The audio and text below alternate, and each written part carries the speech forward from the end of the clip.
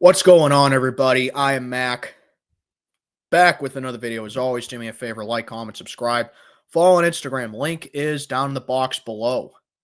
So, I'm going to try something different on this channel because I've basically been thinking about this video, I would say since like Monday afternoon, after I put out my most recent video that I did. And first of all, shout out to Urinating Tree, all right? He's one of my favorite YouTubers. I love the guy. I'm a big fan of his content. I love his podcast that he puts out every week, his live streams that he does, his collabs, especially sports ball. I'm a big sports ball fan. The locales, the legacies of failures. I mean, you name it. The guy is a top-notch channel. But I remember when he put this video out right here, and look at the date of this video, all right? Look at the date of this video that it came out. September 2nd, 2017. All right. So this was back when the Steelers had just lost the AFC Championship to New England, when we still had the Killer Bees. And quite frankly, this was the last time the Steelers were a legitimate threat in the AFC or in the NFL in general. So, honestly, what the past couple of seasons have prompted me to do was to come back and revisit this video. So I'm going to revisit this video and I'm going to do a reaction to it now and see how many things I agree with or how many things I disagree with too. Okay. Because I feel like this video has aged incredibly well in almost 8 years. All right. Now, I will say that when I first saw this video come out, the very first time I saw this video come out, I was like, Tree, what the hell are you talking about? The Steelers are one of the best teams in the NFL. How could you be saying stuff about the team like this? Oh my goodness. Like I said, I cannot wait to see how much of this still holds true today. I cannot wait to see. I can't even imagine. So, without further ado, I am going to do a reaction video to Urinating Trees, the Pittsburgh Steelers professional football's pharisee. So let's just listen to the comments that Tree says, and let's see how relevant this video is today. Let's go. I'm bored. I'm open for some requests for material. Fire away, everyone. You know what? You're on. I have been waiting for a reason to rip this team to shreds, and now I have it. Yeah, that was basically me after 2018. So there you go right there. Like a year and a half, 2 years in, this video already aged well. Like that comment right there, I've been waiting for a reason to rip this team to shreds. That was me after 2018, basically, and even more further after 2020. So already this video aged well. The Pittsburgh Steelers are one of the most hypocritical, two-faced, sniveling, and unlikable organizations in all of football. Yeah, I can agree with that. We are very unlikable. We absolutely do have fans that I mean, well, every football team has unlikable fans, but I would say we definitely are in the same realm as like Cowboys fans and Eagles fans, Raiders fans, 49ers fans. I would say we're right there. We're definitely in that realm as being one of the most unlikable fan bases in the NFL. Even as a native of the city, I cannot stand them anymore. I don't blame you. I see a lot of Steeler fans in Pittsburgh that say this too. I'm not from Pittsburgh personally. I'm from a little bit outside that area, but definitely, I have definitely seen that. How can we even begin? There's that Michelin man known as Big Ben. Basically, the rest of this is just swapping in different names at quarterback, but let's just listen to it. Let me put it to you this way. No, and he said that Michelin man Ben. It's actually kind of true. That's actually kind of funny. Nobody in this city actually likes Ben Roethlisberger. Oh, yeah, definitely. Definitely. We merely tolerate him because he can somehow throw a football and he isn't Cordell Stewart.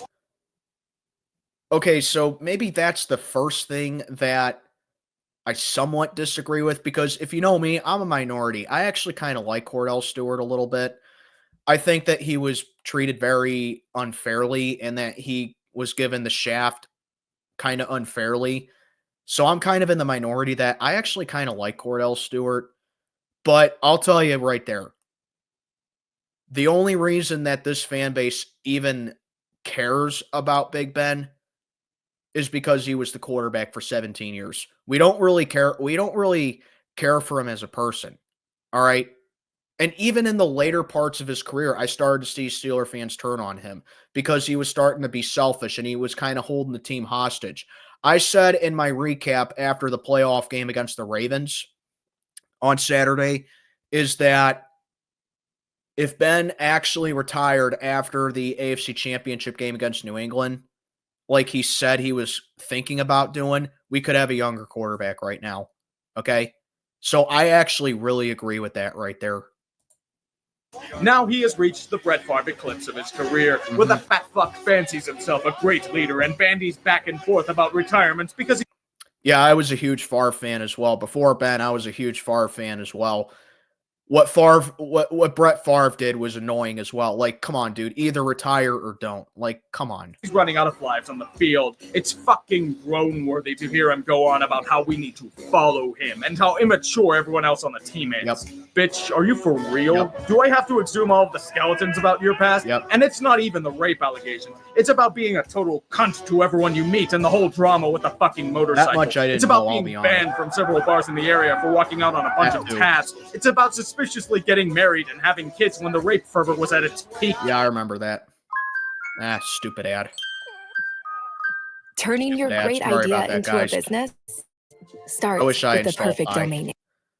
It's about being a total fucking hypocrite. Yep. You were that immature sack of shit. Yep.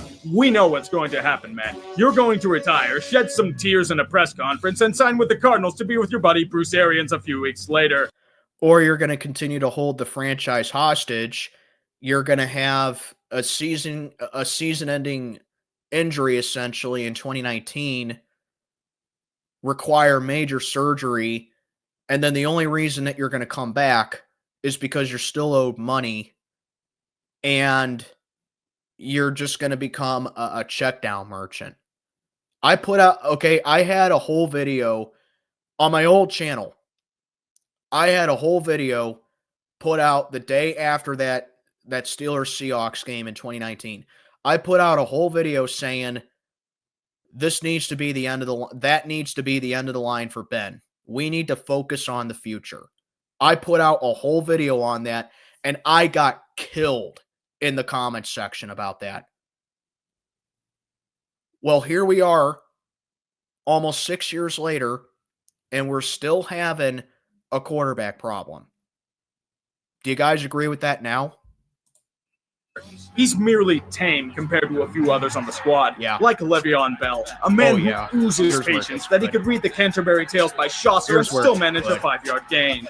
Unfortunately, the dude is kind of an idiot. What with the hotboxing on a major highway, refusing to take several mandatory drug tests, and holding out because he finds a $12 million franchise tag to be insulting. Diva. And this was after That's a allegedly gold diva. rejecting a contract extension. Hate to say it, because he sheds talent like he does tackles, but the dude's a lolcow. Oh, absolutely. Then he goes to the Jets, and he sells himself less. That bum's not even in the league anymore. What a joke. But how could he be a lolcow, you ask? Oh, how could he be a lolcow? I just answered that. He's one of the best running backs in the league. The man just wants to get paid, you ignorant hack. Simple. 2 words. Rap career. And that. Trent Bayless, I've been hearing you lately. You love Jerry way too much. You acting like y'all related. I got the Hall of Fame waiting. I'm the best and you hate it. I don't know why you hating. I don't know why you hate me. Probably because my name is mentioned close with some of the greatest. Then they talk about patience. You close to testing my patience. You So Oh, man, that comment right there where it said, fuck Skip Bayless, too. Man, that is looking so relevant right now, considering what just happened with him. Oh, boy. quit your day job anytime soon. This dude, I swear, at times, at times it feels like urinating trees a clairvoyant. It really does. It feels like he's a clairvoyant at times. This video, we're only 2.5 minutes into this video. So far, this video is aging like fine wine. My God. But let's keep going. Soon, buddy. Then there's Antonio Brown. Antonio Brown. A man whose hubris has transcended the spiritual plane and now has its own field of orbit. A little ego and confidence can be healthy. Brown has not only gone past this point, but taken a gigantic... Oh, yeah. Oh, my goodness. You could literally take out Antonio Brown's name right there and plug in George Pickens, and nobody would know the difference. I'm dead serious. It's like a movie with the same plot, just with different cast characters. I'm dead serious. Like, honestly, a little ego can be healthy, but he's gone past it and taken a shit on it as well. That's George Pickens nowadays. That's George Pickens. Shit on it as well. The man is becoming absolutely cancerous, live streaming immediately after a playoff game and showing his mug to millions while Mike Tomlin is speaking in the background after a goddamn playoff game. Okay, twerking on national TV is cringy enough, but oh my God, I remember how pissed off I was when he did that. I remember how mad he was. I remember how mad I was when he did that. And that right there just shows that if Tomlin had a spine and Tomlin, set his players straight and disciplined them, he would have stopped mid-press conference and would have been like, AB, put that phone down right now. Oh, my goodness. Oh, my God. I wish Tomlin did that so badly. I remember how mad I was when he did that. Completely bit us in the ass. If he doesn't get the ball, he's just going to pout until the second coming. Sound familiar? Sound familiar? That's number 14 on the Steelers nowadays. That's number 14 on the Steelers nowadays.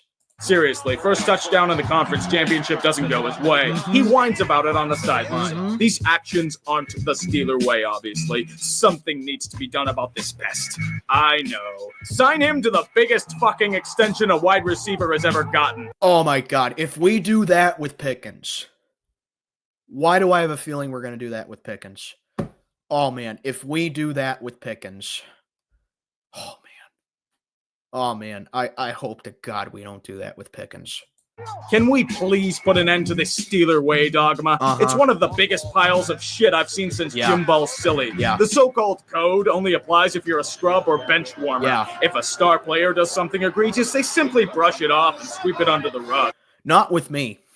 Not with me, okay? Other Steeler fans may be like that, okay? Not with me. I don't care who you are. I don't care if you're a superstar. I don't care if you're an all-pro. I don't care if you're the best player on the team. I don't care if you're the quarterback. I don't care who you are. If you act out and you show that you're not a team player, or you're just, or if you act out in any way, I will come on here and say it. I don't care who you are. I don't care who your fanboys are. I don't care who doesn't like to hear it. I don't care whose feelings I hurt. I hold my team accountable. Unlike this franchise, they don't help. Tell me, how are other teams supposed to take the Steelers seriously when they don't take themselves seriously? Answer that to me right now. Answer that to me right now. If you just happen to be a fifth-string wide receiver or backup defensive tackle, nope, fuck you, you're cut. Yep. Just as a side note, I remember in 2010, before week 1, that was back when Ben was serving his 4-game suspension, okay? I remember back then. I was watching Fox, the pregame show, before Falcons Steelers began in week 1. And Terry Bradshaw was asked about the thing with Big Ben that was going on. And I remember Terry Bradshaw said these exact words about Big Ben. He said, "You're going to have 3 letters represent your life. Make them NFL, not TMZ." And then I think it was, God, who was it? I think it was Kurt Menefee, if I'm not mistaken. I believe it was Kurt Menefee.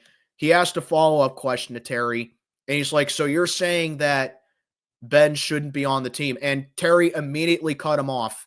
And Terry's like, "Believe me, if I own the Steelers, Big Ben would not be a Steeler right now." That's the mentality that this franchise needs to have. That's the mentality. We shouldn't just pick and choose who needs to be on this team, no matter how much they contribute or don't. That's the mentality that the Steelers need to have. It's utter hypocrisy. Either everyone is subject to the Steeler way or nobody is. Tell me this. If you care so much about this honor code, then why the fuck is Joey Porter still an assistant coach? I like Joey Porter as a player. I I didn't really care for him as a linebackers coach. The fucker accosted a bouncer at a local bar, was arrested for it, yet he was on the sidelines in full capacity the next week like he had just come back from Sunday school. Jeff Reed was one of the biggest lolcows in football for a few years, but they did nothing until he could no longer. Yeah, Jeff Reed, hide your towel machines, people. You see Jeff Reed, hide your towel machines from him. Kick a football. Martavis Bryant can't stop smoking weed, yet he's still on the goddamn team. It's completely fake, yet everyone's so arrogant that it's apparently the be-all and end-all for Steeler football. Fuck off with this garbage. But do you want to know the worst part of this organization? The fan base. Oh, jumping, Jesus Christ. Oh, yeah. Fan base. You thought the Eagles fan base was bad? Steeler Nation makes them look like choir boys. Growing up and marinating in this shit, I'd rather waltz into the old vet and get pelted by snowballs all game long than deal with the yin. Hey, I don't disagree right there. I don't disagree right there. Sir, everybody talks about how... I feel like it's a lot more honest when a fan is ripping into his own fan. Like, it's one thing if I sat down here and ripped into the Ravens or the Bengals or the Browns fan base. Okay, I'm a Steeler fan. I'm allowed to do that. Okay, but I feel like it's way more honest when a fan rips into his own fan base. I really feel like it's more honest that way because, oh my goodness, the bandwagon and fair-weathered Steeler fans in the Steeler fan base, they are fucking insufferable. You got realistic and logical fans like myself and Steel Twins, okay? Like, we'll sit down here and tell you if we like something about the Steelers and if we have a feeling that this team is any good. And if we feel like the team's going nowhere and if we feel like, the team is no good and we don't like something about that, we're going to tell you that too. Okay. We don't sugarcoat anything. All right. We tell it like it is. That's all there is to it. We don't just sit down here and reminisce about the Lombardis that we won and on the all-time greats. And that's why Steeler Nation gets the reputation that we do about, like, you see those memes on Facebook or whatever. They go like, how does a Steeler fan change a light bulb? They don't. They just sit down and talk about how good the old one was. I mean, we don't do that crap. We don't do that. So definitely I give major props to Tree right there. It is way more honest when a fan rips into his own fan base. How loyal the fans are. How they wouldn't give up on the team no matter what happens. Yep. They obviously drank the Kool-Aid. Yep. I mean, I said that in my last video. I said that, look, I'm never going to stop being a Steeler fan, okay? That's a fact. I'm never going to stop being a fan. But the state that they're in right now, it's just made me so apathetic towards them, okay? Like, everyone's saying, oh, you're a fake fan. Go find another team. First of all, fuck you and die, okay? For real. I never said I'm not going to be a fan. But I can sit down here and tell it like it is with this team, all right? I can. I'm allowed to. So if I'm watching the game on TV and I see something I don't like, I'm going to address it straight up. I don't care if it hurts your feelings. I don't care if you don't like it. You don't like it? Guess what? There's a solution to that. You see this button right here that says subscribe? Well, let me show you the solution to that. You click it, and you scroll down a little bit, and you click this button here that says unsubscribe, all right? That's your solution to that. I'm not going to stop. In reality, we are some of the most knee-jerk sacks of shit you will ever meet. Look at the stands every time they are losing in the second half of a home game and then lecture me about their Okay, to defend that a little bit right there, to defend this, okay, not that I encourage it, but I'm defending it a little bit right there. Like, if it's in crappy weather and you just want to, like, if you just want to get out of the stadium, and if you live in Pittsburgh, I can kind of understand leaving the game early, okay? I kind of get that. But at the same time, man, you paid a lot of money for those tickets, okay? So just sit. So with me, I personally, I've never left a game early. I only leave a game until I know good and well that the game is over and my team doesn't have a snowball's chance in hell of coming back and winning. Okay. So I do defend this a little bit, but definitely, yeah. If you're a fan that leaves early because they're losing, you're not a real fan. Loyalty. We are the type of people that will go from gloating about how this team is going to win the Super Bowl one week to demanding everybody and their mother be fired the next. Mike Tomlin may be a walking cliche dispenser who doesn't know how to manage a game clock if his life depended on it, but he's still a top 10 coach in the league. No, he's not. No, he's not. I think that's the only thing that Tree said so far that I disagree with. Mike Tomlin is not even close to a top 10 coach in the league. I can honestly sit down here and name at least 10 other coaches better than him. I really can. He's not a top 10 coach in the league. Okay? He's just not. I think that's the only thing he said that I disagree with so far. Most fans want him fired after every loss and even some victory. I want him fired regardless. Do you have any idea how many people would die in Cleveland or Cincy if they had a chance to get Tomlin as their coach? Yeah, I'm aware of that, but I keep saying let it happen because those fans are not used to winning. They would love to be over 500, but at some point, they're going to get tired of seeing the same thing over and over again. And unlike us, they're going to actually step in, stand up to Tomlin and say, this is unacceptable what you're doing. We're going to give you one last chance, and if you fail again, you're out of here. Okay? What the Steelers do is that they reward him. All right? So, yes, I understand that there are other teams that would kill to be in the situation that we're in right now. I understand that, okay? I get it. But it's not all rainbows and dandelions and sunshine like you guys think it is. It's just not. It's incredibly repetitive, and it gets boring. The Aztec sacrifices would pale in comparison. Everywhere you go in this town, a Steelers jersey is considered proper attire everywhere. Right, bars, restaurants, family gatherings, shopping excursions, fucking churches. I half expected a Steelers chant to start out at Dan Rooney's funeral. Yeah, I agree. Everywhere I go, I see these inbred fucks driving around in some shitty 92 Ford Taurus decked out in some semblance of a shrine to the Steeler gods. It's as fake as the blue-collar mentality that this city boasts about. Yeah. It hides the inescapable truth about the Steelers fan base. We are massive fucking hypocrites. We speak about how patriotic we are, yet immediately flip the fuck out when the president made an emergency address to the nation during the first few plays of a Steelers game against Indianapolis. You know, nowadays, if anything interrupted a Steeler game nowadays, I'd actually be happy about that. I don't care who the president is. If you interrupt a Steeler game in any way now, I'm thanking you for it. Same thing with the Pirates. He was discussing the San Bernardino shootings. We are the kind of people that will have a Klan hood next to an autographed Mean Joe Green jersey and have zero understanding of the irony behind it. Okay, I'll be honest. I never truly understood what he meant by that. I think what it means is that, you know,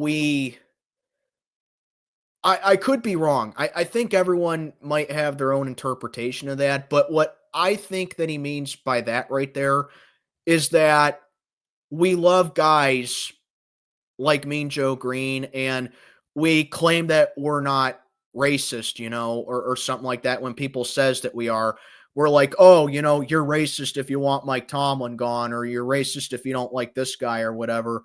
And we're like, no, that's not true. Mean Joe Green's one of my favorite Steelers. No, that's not true. James Harrison's one of my favorite Steelers. That ain't true. Jerome Bettis is one of my favorite Steelers. But yet, anytime a black player, like in this case, Terrell Suggs, is trash talking the fan base, we'll bark back at him. Whereas, like, if a white guy did that, we would just let it slide, you know? But not me. Like, I know full and well, if someone's barking or disrespecting the Steelers in any way, I'm going to retaliate. And here's a case in point of that, okay? You know how in previous years that you saw players disrespecting the terrible towel and whatnot? You know that? Well, let me put it to you like this. Back in the day, if Cowers players saw that, they would retaliate. All right? I'm telling you that right now. They would retaliate. And I'm telling you right now, if I played for the Pittsburgh Steelers and I saw someone on the opponent's sideline go up to a fan in the stands, take a terrible towel and disrespect it, guess what? I'm coming after them. I don't care what the hell your skin color is, okay? I'm coming after you, and I'm retaliating. I don't care if I get suspended. I don't care if I get fined. The fact that I just didn't lie down and die to it, and I defended the logo that I play for, that says it all right there. Hell, I don't care if I get my ass kicked. I will stand up for my team no matter what, okay? So that's what I think he means by that right there. Again, just if you have your interpretation of that, let me know, but I think that's what he meant by that right there. We will never shut the fuck up about this team's successes, but we will be the first to hide the bodies of past failures. Oh, absolutely. Yeah, 100%. Yeah, Neil O'Donnell, fuck you. We laugh at the Browns and their misery, yet forget that the Steelers were the joke of the NFL deep into the 1960s. Yeah, we do. Yeah, we do. We used to laugh at the Bengals for not being able to win a playoff game in the Marvin Lewis era. Guess what? We're that now. We are that now. So, yeah, that's true. We put the Chief on a pedestal for being a great leader, but conveniently forget that he didn't care for winning and ran the team like a fucking country club. Yeah. I kind of agree with that. But then again, like I wasn't around during that time because I was born tail end of 95, okay? So I'm turning 30 this year. And obviously this was a long time ago. So I kind of agree with that. And Steeler fans that were around during that time are either and Steeler fans that can tell you about that. There are very few of them now because probably most of them have passed on, but I kind of agree with that. So I'll just kind of take his word for it right there, but I don't entirely disagree with it. I'll give Art the benefit of the doubt and say that he took a long time to build up a solid team, and he took a long time to build up a really good team and find a good head coach. That's why it took so long to get Chuck Noll. So again, I don't know the full story. I don't know exactly how it went, but for now, I'll take his word with it unless I hear otherwise. We constantly complain about how the Patriots are such cheaters and then conveniently dismiss the team's rampant steroid use during the Steel Curtain era. Again, I kind of agree with this as well, because if you don't think that the Steelers cheated, then you shouldn't say that the Patriots cheated either, because all that was alleged. Okay, most of that was alleged. The only thing that was hardcore proven were the Spygate things, okay? It was alleged about the Deflategate thing, all right? So, yeah, I can agree with that. So, like, if you are going to call the Patriots cheaters for that, then you should be calling the Steelers cheaters for the steroids, okay? But in the Steelers' defense, I will say that steroids were legal back then. They didn't officially become an illegal substance in the NFL until 1989, all right? So, I will say that you can't have it both ways right there, but it's a little bit justified right there. I think that may have been a bad example right there. I think the Steel Curtain may have been a bad example. With me, I would have said Mike Tomlin trying to trip up Jacoby Jones on Thanksgiving night in 2013, or how Bill Cowher, no one really knows this about Cowher, but Cowher one time admitted to stealing hand signals in a game, okay? He admitted to doing that one time. So you have to acknowledge that too if you're going to talk about the Patriots. That's just me, though. I think, in my opinion, the Steel Curtain is just a bad example that he used. We flipped so much shit about Vontaze Burfict's hit on Antonio Brown. Not me. I thank Burfict for winning us a playoff game. Yet Mike Mitchell does the same shit nearly every week, and Oh, Mike Mitchell was a scrub. I can't name a single Steeler fan that was sad to see him go. Mike Mitchell sucked. Barely bat an eyelash. And every time that guy drew a penalty, every time that guy, had a dirty hit, oh man, Mike Mitchell was a scrub. Then there's Michael Vick. Good old Michael Vick. We can't have that troublemaker on our team. He's not a true Steeler. Yinzer Nation will never tolerate such behavior. I actually like Michael Vick. I'm not going to lie. I actually like Michael Vick because we had Landry Jones as our backup at the time. Our main backup at the time was Landry Jones. And I thought that knowing Ben's injury history, that we needed a quarterback. We needed a veteran that could step in if he were to go down again, because we all knew that Landry Jones was a massive piece of shit, okay? And Michael Vick was available. Even if he was washed up, even if his best days were behind him, not that I think that Michael Vick was I kind of think Michael Vick is a little overrated, but by no means was he a bad quarterback. I just think that a lot of people overrated him, all right?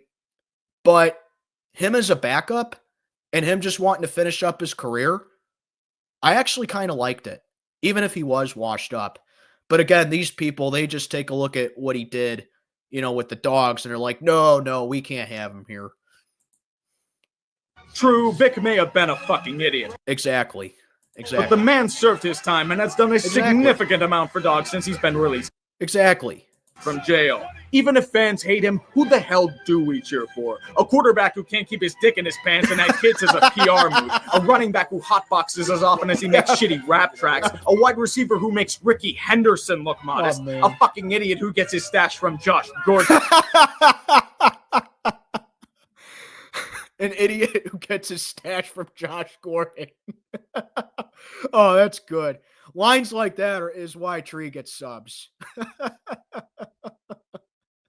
A tight end who actively lied to doctors about concussion. Oh, Ladarius Green, that guy was a scrub. I never cheered for him. That guy was a scrub.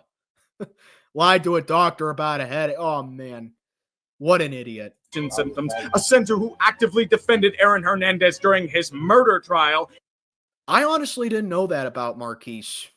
I did not know that about Marquise. And a linebacker who beat his girl during a... Now that I knew about Debo. Kind of similar to Ben. Loved him as a player. I kind of question who he was as a person, though. Argument, but that's okay because Dan Rooney excused his behavior, saying it was about baptism. Yeah, baptism. Yeah, baptism. Yeah, see, even Tree thinks he's full of shit. See? Come on, man. Give me a break. Didn't mention that during all the necrophilic rim jobbing, now did you? Ouch. That hurts. The dude didn't give a shit about anything besides Duquesne and the North Shore, yet people hailed him as this champion of the city. It's fucking baffling. That hurts, man. Even if you think I'm a goddamn idiot who has an axe to grind, there is still one thing that is pure truth. They can't beat New England. Oh, man, they may have made the Super Bowl three times in that tenure, but they have never had to face the Patriots during that time. Okay, so that's probably another thing I disagree with him on right there. I'm not a fan of the narrative of, oh well, if you played this team in the playoffs, you wouldn't have gotten to this. No, I'm not a fan of that narrative. Because, like I said, if any team gets into the playoffs, unless it's a Mike Tomlin team, let's be honest, but if any team gets in the playoffs, they can do something, okay? And, the thing is, in 2008, the Patriots lost Brady for the whole year, and they went 11-5 that season still, and they had one of the best offenses in the league with Matt Castle as their quarterback. So that right there shows the system that New England had was pretty freaking good. If they can win 11 games that season without Brady, and they can still put up a prolific offense. And yes, I know they missed the playoffs that season by one game. I understand they missed the playoffs, but that was a fluke. They're one of two teams in NFL history to miss the playoffs by winning 11 games or more. So, honestly, yeah, if the Ravens didn't have the season they had, I think New England makes the playoffs. Or if Miami doesn't win the AFC East, I think New England makes the playoffs. The Steelers are their version of the Washington Capitals. It was on full goddamn display last year with Wow, they're our version of the Washington Oh, man. Man, that bites. But hey, at least the Capitals won a Stanley Cup lately. their coaching. Oh boy, Zone D! It's not like Tom Brady has been ripping that apart for the last 15 years. People were treating... Yeah, let's play Zone D, guys, against Tom Brady. That's never failed before. What a joke Keith Butler was. Keith Butler like he was Prince Charles waiting for the Queen to die for a decade, yet this is the best that he could come up with? Nope, they went full Steelers again. They got eliminated in the conference championship to, what do you know, the fucking Patriots. Yep. During one of my many head-shaking moments last fall, I slowly came to a firm realization. I hate this team. And that right there describes me with the Steelers right now. That sentence right there describes me with the Steelers right now. Many head-shaking moments in fall. And this team, oh man, this team is just so laughable. Amazing that he's able to say this about them when they're good. Like I said at the beginning, I was pissed off. I was a little pissed off when he made this video because they were good back then. Now I'm actually kind of impressed. I'm actually impressed now how he could rip into a good team. Wow. That's incredible. Every goddamn aspect of this organization is abhorrent on the inside and out. The sheer arrogance and insufferability of every action, every word, every play they make oozes like Heinz ketchup. Nothing would make me happier than to see this team become the Cleveland Browns of the NFL again. Well, we're not at that level. We're just, like I said, we're not moving backwards. We're not moving forwards either. We're just like right in the middle. So no, we're not on the Browns level, at least not yet. We have potential to go both ways. That's what happens when you're mediocre. Like they were throughout the 1960s. It's coming, too. Big Ben's legs are going to get shredded and he'll fuck off. Like I said, or he'll just come back and rob the team of money while we miss out on a good on a QB draft class. Le'Veon is going to be forging a shitty rap career elsewhere. Haven't followed the guy much since then, but I'll assume what he said is true. Antonio Brown is going to become a total cancer and might be run out of... Spot on. That's literally what happened with AB. That's literally what happened with AB. Literally what happened with him. Town. I personally can't wait for it. Careful what you wish for, though, Tree. I hate seeing it happen, but it's true. It's true. But be careful what you wish for there, Tree. Artie the Second is a meddlesome piece of shit, and I expect him to fuck everything up soon. Uh-huh. What are we saying about Artie the Second in 2025? What are we saying about Artie the Second in 2025? Exactly. Sooner rather than later. Yenzers, I know you're pissed at me. I'm not mad at you. I'm impressed with you, actually. I'm impressed with you. I thank you. Tree, if you're watching this video, Tree, I thank you. I thank you for putting out this video. You know why now? Because after a loss, you know what I do? I don't reminisce about the Super Bowls. I don't reminisce about the great teams I see. You know what I do sometimes? I come back to this video sometimes and watch it because now it's cathartic to me. That's what this video has become to me as a Steeler fan. This video is now cathartic to me. So, Tree, no, I'm not mad at you, Tree. I thank you for this. I know you want to punch the screen of your old compact, but you know deep down in your heart that I'm right. Your angry calls to sports radio after every loss is brilliant comedy, and I await more of it in the future. Come the fuck at me! And by the way, Permanis is overrated pig slop. Oh, come on, man. Permanis is awesome. That's okay, so that's basically it right there. That's basically it. So that's it. Holy crap. This video has aged like wine. Like, yeah, there's like 2 or 3 things that he said in this video that I disagree with.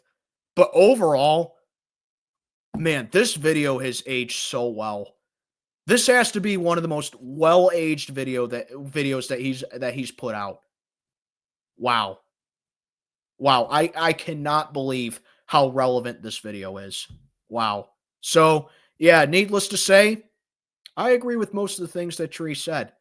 And like I said, Sometimes when we lose a game, I come back to this video because it's cathartic to me now. So, yeah, Tree, keep up the good work. Man, what a video. What a video, man. Wow. But yeah, just wanted to put this out there. Let me know what you think down below.